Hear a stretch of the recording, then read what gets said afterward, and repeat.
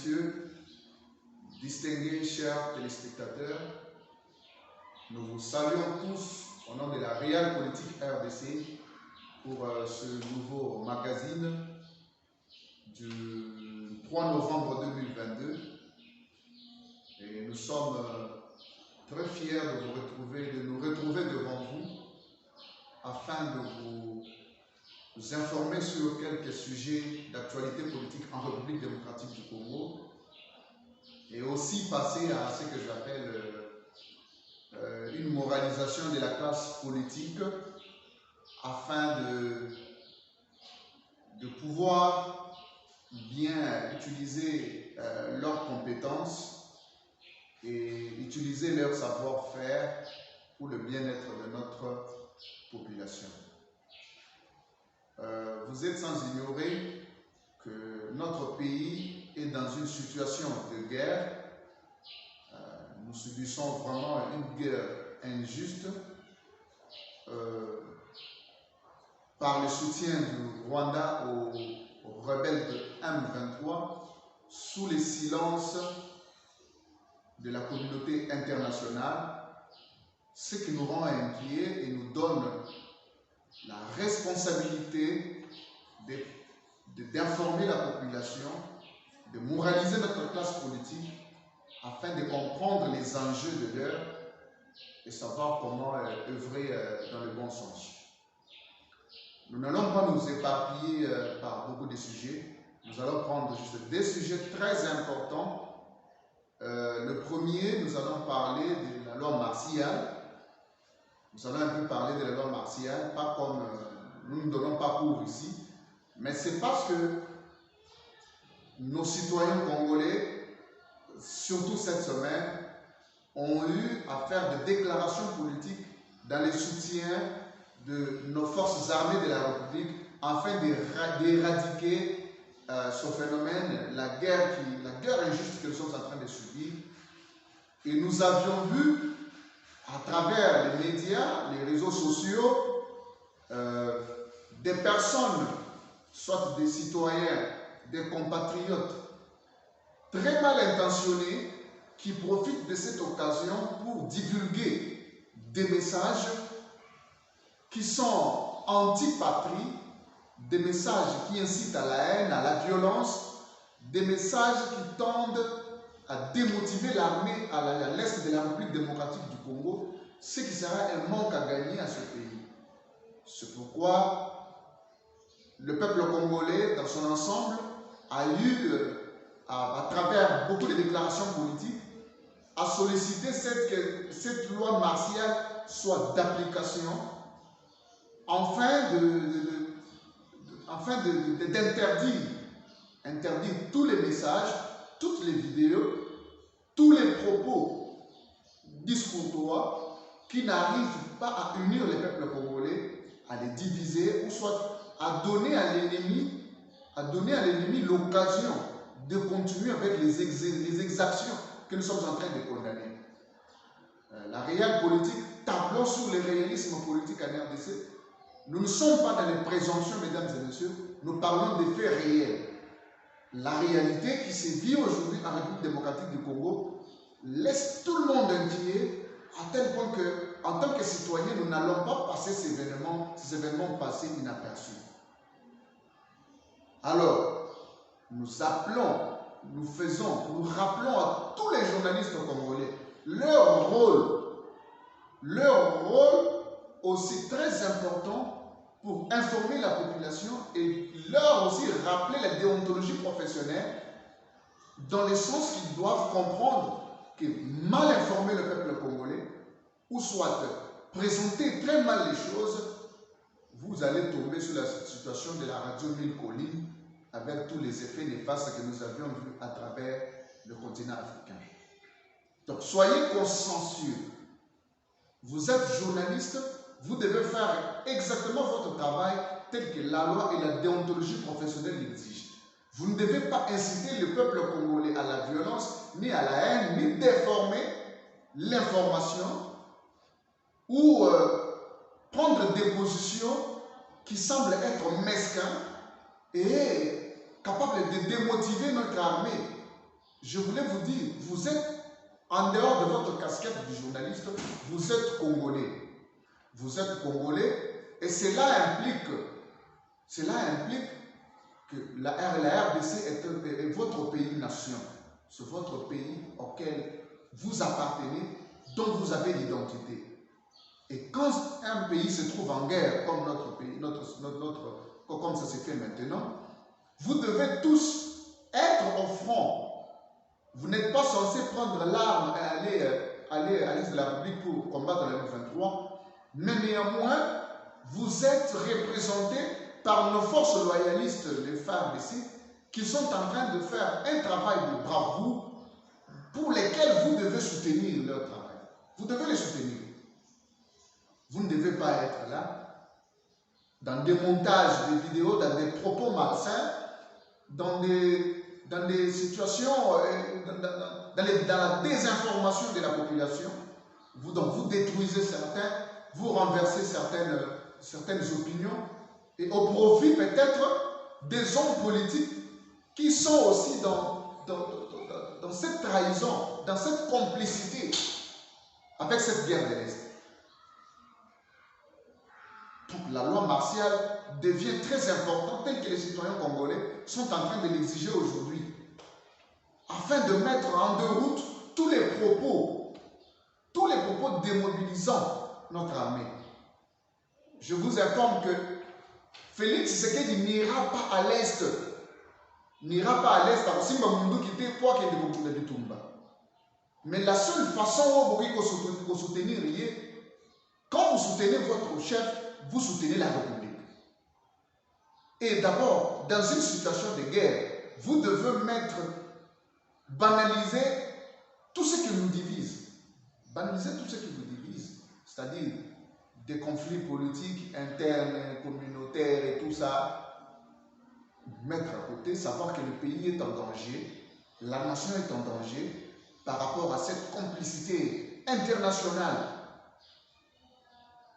Sous le silence de ceux qui en ont l'attribution afin de remettre la paix sur le territoire national.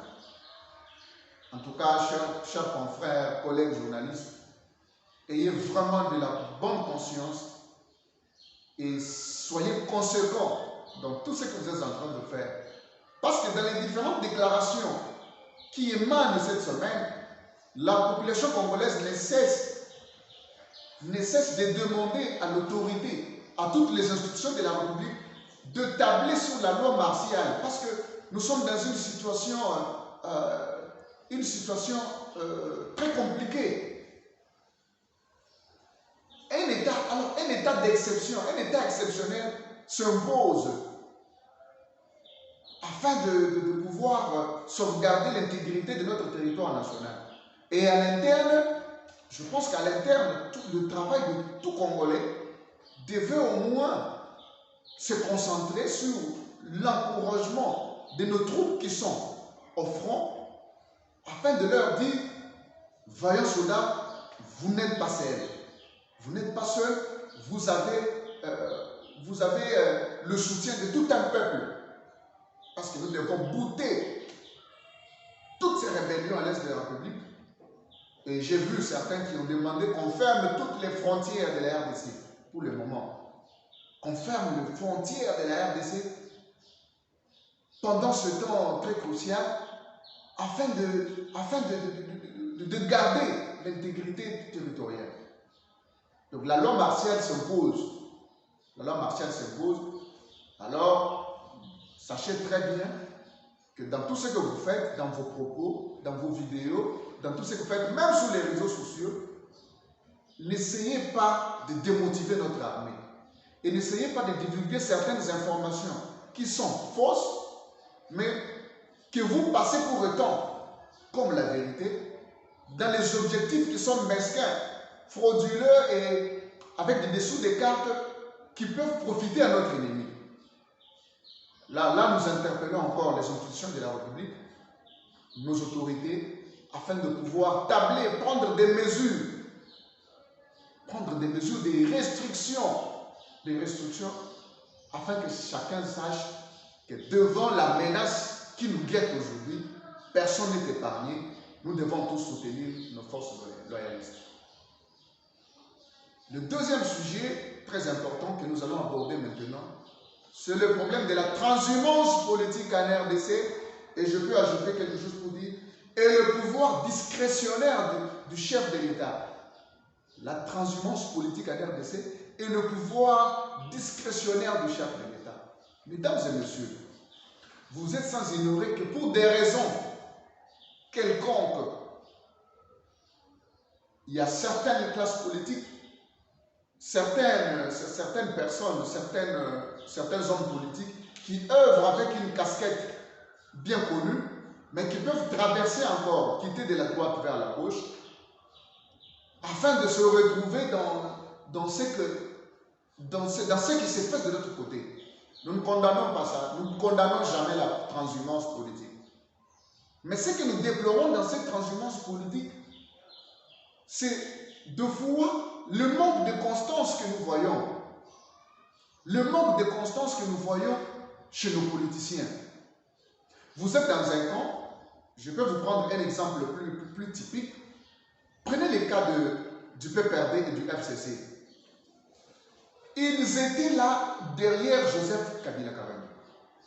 Après un moment, quand le chef de l'État, son Excellence, Monsieur le Président de la République, Félix Antoine Tshisekedi, a fait l'appel à tous nos politiques congolais afin de former ce que nous appelons aujourd'hui le gouvernement de l'Union sacrée. Nous avions vu tout le monde quitter le FCC, le PPRD et leur regroupement politique et allié pour se retrouver aujourd'hui de l'Union sacrée. Et aujourd'hui, moi j'ai fait un peu le tour de Kinshasa, dans certains sièges des partis politiques, et j'ai compris le comportement de l'homme politique congolais. Allez aujourd'hui dans comment on appelle ça, dans les sièges provinciaux et exécutifs du PPRD, c'est vide. Où sont partis les militants? Les militants se retrouvent aujourd'hui dans l'Union sacrée. Certains sont allés par-ci par-là, ils se sont éparpillés en désordre et les sièges sont vides. Au même moment, à l'UDPS, c'est plein de membres. Ils viennent, ils n'adhèrent pas, ils sont là au parti. Et il y a aussi la main noire. Alors certains partis politiques viennent maintenant puiser des membres au sein de l'UDPS pour les amener dans leurs partis respectifs. Et nous trouvons donc l'inconstance dans l'homme politique congolais. Dans l'homme politique congolais. Et deux fois, c'est pour des intérêts quelconques. Ah non, évitez place Ma et Tcholakande, place Batouba Kendaka. Mais Ma et Tcholakande, quelle idéologie vous défendez? Vous défendez quelle idéologie? Ou bien vous faites la politique du ventre?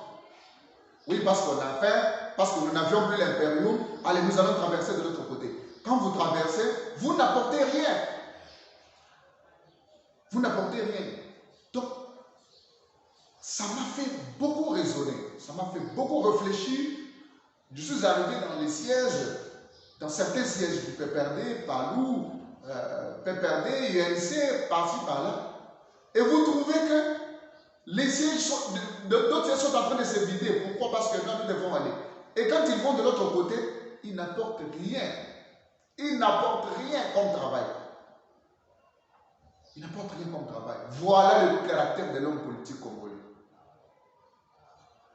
Et vous allez trouver plus pire que ça. Quand l'UDPS, le parti au pouvoir, était dans l'opposition, il y a certaines compatriotes, pour ne pas dire leur parti politique dans son ensemble, il y avait certains individus que moi je qualifie de tortionneurs. Des tortionneurs. Ils ont eu à cautionner cette UDPS en opposition comme vous n'en avez pas l'idée. Ils ont torturé les membres, ils ont fait des trucs, ils ont fait des choses terribles. Et le caractère, au moins, caractères que moi je qualifie de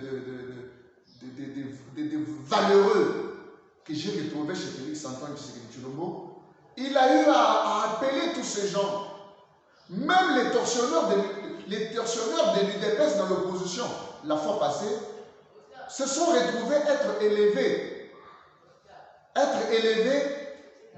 dans des rangs. Ils se sont retrouvés à des grandes responsabilités, assumant des fonctions de hautes personnalités dignitaires de ce pays. Donc Félix Tshisekedi n'a pas regardé que, voilà, il nous torsionnait parce que la politique à la chasse à la sorcière, il n'en voulait pas. Non, voilà, celui-ci nous a fait du mal, celui-ci nous avait quitté, celui-ci, venez mesdames et messieurs, le pays nous appartient tous, je suis aujourd'hui au pouvoir. Si vous pensez que vous avez au moins une bonne idée, vous avez des réflexions et des initiatives qui peuvent m'amener à bien accomplir mon travail, venez, nous allons travailler ensemble. Félix Tshisekedi a eu à inviter certaines personnalités politiques qui ont été les tortionneurs de l'UDPS, je répète. Je ne veux pas citer les noms des gens, mais vous en connaissez quelque chose. Et aujourd'hui, comme de fois dans le rouage politique, les gens qui sont autour du chef, ils ne travaillent pas comme il faut, mais ils lui amènent des mensonges. Et maintenant, vous trouvez certaines personnes qui sont là capables de servir la République.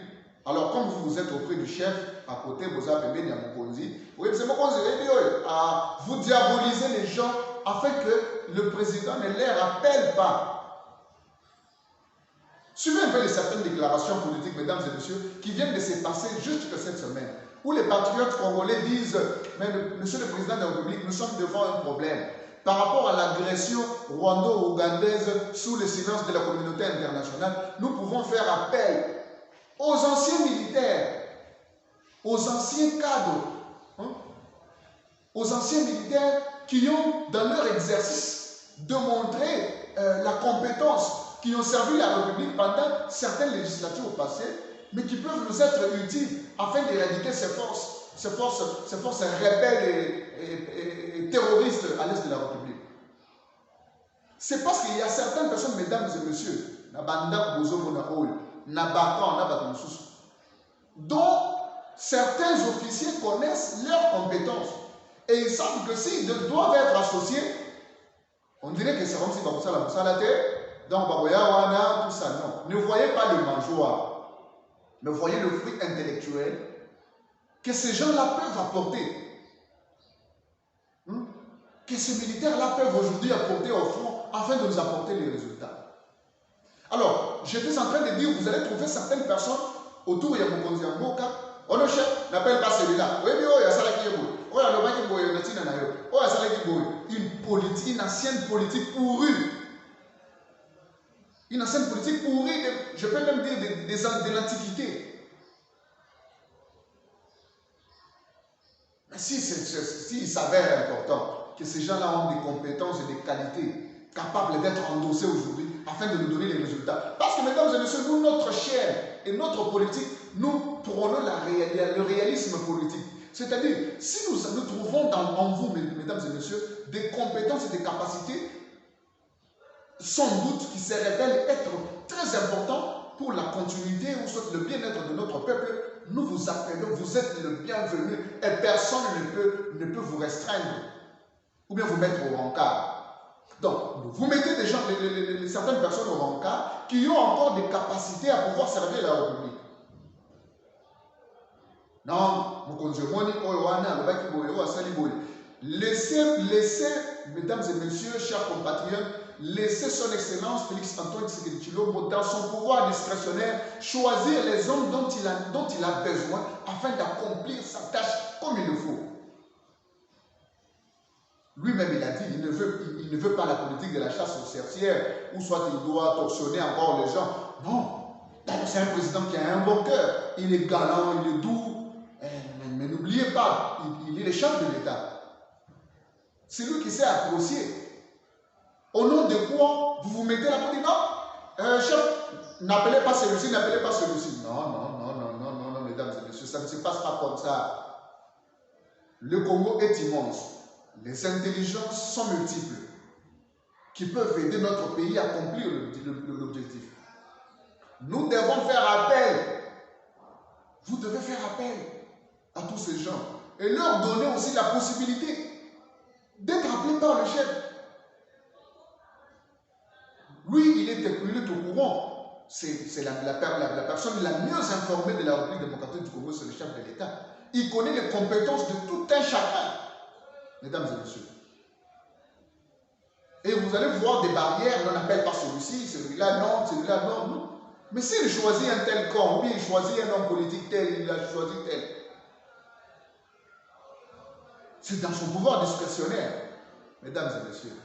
Quittez les présomptions, quittez l'extrémisme, quittez un peu, quittez la politique tribale, quittez des choses qui ont mis ce pays à terre, mais dont la volonté manifeste du chef de l'État aujourd'hui est en train d'œuvrer pour récupérer tous les brebis éparpillés à travers la République pour des raisons ou d'autres qui ont connu la transhumance politique, les appeler afin qu'ils travaillent ensemble. Même les gens qui ont été avec Joseph Kabila, mesdames et messieurs, ne me dites pas que tous sont mauvais. Je vous ai toujours dit que quand on définit un système dans l'analyse des structures, vous allez comprendre, un système, je vous ai dit, c'est un maillon de chaîne. Un maillon de chaîne qui œuvre en étroite collaboration, qui œuvre dans une interrelation, mais dont le dysfonctionnement d'un élément peut engendrer la chute ou le dysfonctionnement de tous les systèmes. Donc, un seul maillon, un seul individu qui n'œuvre pas pour le compte de la population, s'il n'accomplit pas bien son travail, il peut handicaper tout le travail que le système pourrait nous apporter. Le système n'est pas mauvais, mais si le système est composé de mauvaises personnes, c'est là où il y a le quoi. Donc tous les FCC, il n'y avait pas que des diables et des diablotins.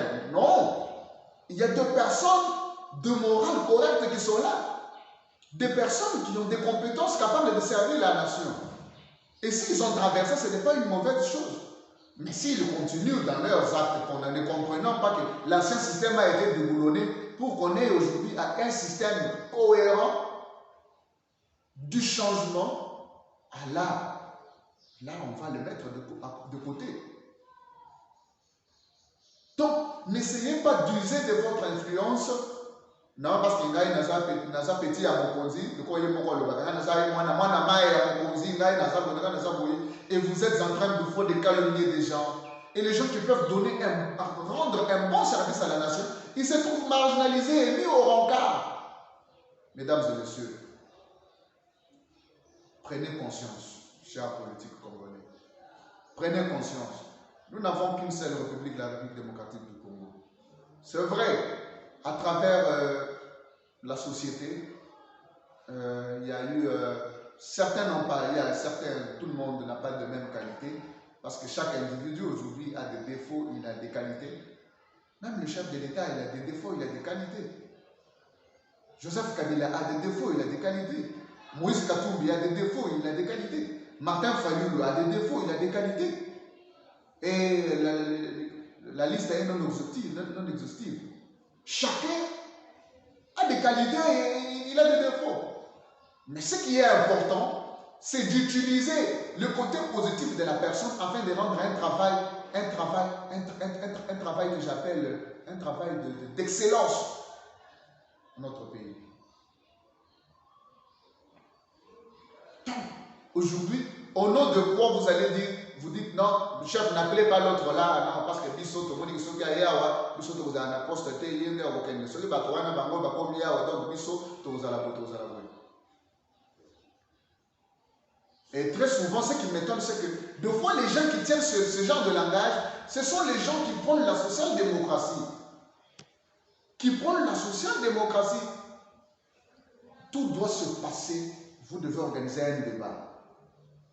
Et la démocratie exige que les points de vue doivent être partagés. Mais néanmoins, comprendre quel est l'intérêt supérieur de la nation dans tout ce que les gens sont en train de dire. Alors, n'essayez pas d'utiliser votre influence afin de pouvoir taire certaines compétences qui peuvent nous aider demain. Donc la transhumance politique n'est pas mauvaise. n'est pas mauvaise, parce que nous avions vu 300 députés qui ont quitté, environ 300 députés qui ont quitté le FCC et aujourd'hui qui sont dans l'Union sacrée. Malheureusement, qui semble être aujourd'hui une coquille vide parce que nous ne voyons pas une orientation politique ni un travail assidu que l'Union sacrée est en train de donner à son Excellence, Monsieur le Président de la République, afin d'un bon résultat. Laissez un peu la politique là ancienne de l'Antiquité, de la haine tribale, des jalousies, de tout ça, des intérêts mesquins. Nous devons tous servir la République. Mesdames et messieurs.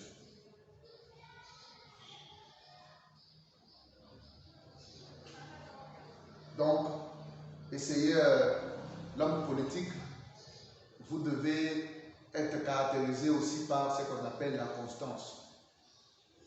Et vous voyez des gens qui sont instables comme ça politiquement pas. Instables franchement. Instables. Tantôt il est là-bas, tantôt il est là-bas, tantôt il est là-bas. Et ça me rappelle ce que Etienne Tshisekedi de heureuse mémoire pouvait dire un jour. Il dit à Joseph Kabila, mais ces gens-là, ils sont avec toi pendant le jour et la nuit, ils sont aussi avec moi. Vous devez être constant dans votre politique. Et je me rappelle une fois, suivez très bien même l'histoire du parti UDPS en 1990. Si je ne me trompe pas, 90 ou bien 80 quelques, Etienne Tshisekedi Mulumba, lui qui était président de l'UDPS, il déclare publiquement, disant aux combattants, aux cadres de l'époque, que j'abandonne la politique, je vais aller faire les champs. Plus tard, nous l'avions vu retourner. Et pour les combattants de l'UDPS, pour certains cas, ne l'ont pas dit, toi tu nous avais dit, tu as abandonné la politique, vas-y, tu ne peux plus retourner. Non! Le président est venu, ils ont compris que deux fois, vous devez comprendre que les situations politiques peuvent mettre un homme politique dans l'embarras de choix. Deux fois, il peut privilégier les silences au lieu que de parler. Parfois, les silences, c'est une vertu. Alors, c'est ce que vous savez aujourd'hui. Non, n'appelez pas celui-là. N'appelez pas celui-là. Chef de l'État, si vous associez celui-là, il sera comme ça. Non. Ne calomniez pas les gens. Ne diabolisez pas les gens. Le chef de l'État a besoin de toutes les sensibilités capables de lui aider dans la tâche noble qu'il a au sommet de la République. Oui, la transhumance politique, pour des raisons ou d'autres, quand on ne s'arrange pas entre nous, certains peuvent partir. Mais aussi longtemps que la République a besoin de vous. Nous avons vu l'exemple du docteur, du professeur Matungulu qui était dans la Mouka. Mais quand son Excellence, Monsieur le Président de la République, a vu que ce monsieur avait des compétences dont la nation avait besoin, il n'a pas regardé à sa casquette politique, il l'a appelé. Aujourd'hui, il travaille pour le bien-être de la République. Mesdames, laissez cette politique de la haine. Laissez cette politique de la haine.